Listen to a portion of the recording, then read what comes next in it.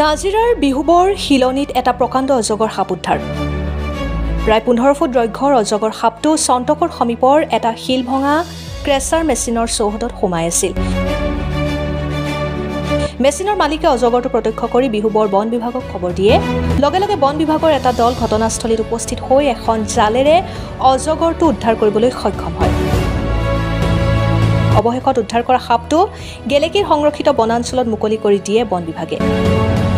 বন বিভাগে মুকলি কৰি দিয়াৰ পাছত সংৰক্ষিত বনাঞ্চলখনৰ বাঁহ গছত অজগৰটো বগাই ফুৰাৰ নান্দনিক দৃশ্য বন্দী হয় কেমেৰাত।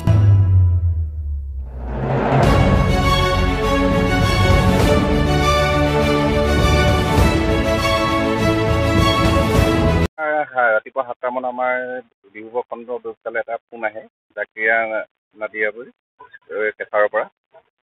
তেওঁলোকে খবৰ দিয়ে যে আমাৰ ইয়াত এটা অজগৰ ওলাইছে, আপোনালোকে আহি এটা উদ্ধাৰ কৰিব লাগে। আমি খবৰটো পোৱাৰ লগে লগে আমি তালৈ গৈ অজগৰটো আমি উদ্ধাৰ কৰোঁ। ঠাইডোখৰ নামটো আমাৰ বিহুবৰ, সেইডোখৰ বিহুবৰ শিলনি বুলি কয় জেগাডোখৰ।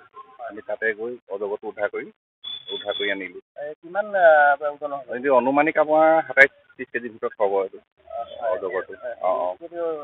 আমি এতিয়া বৰ্তমান গেলেকী ৰিজাৰ্ভত আমি মেলিবলৈ সিদ্ধান্ত লৈছোঁ। আমাৰ ওপৰৰ পৰা খবৰ যে আমি তাতে এতিয়া বস্তুটো মেলি দিয়া হ'ব।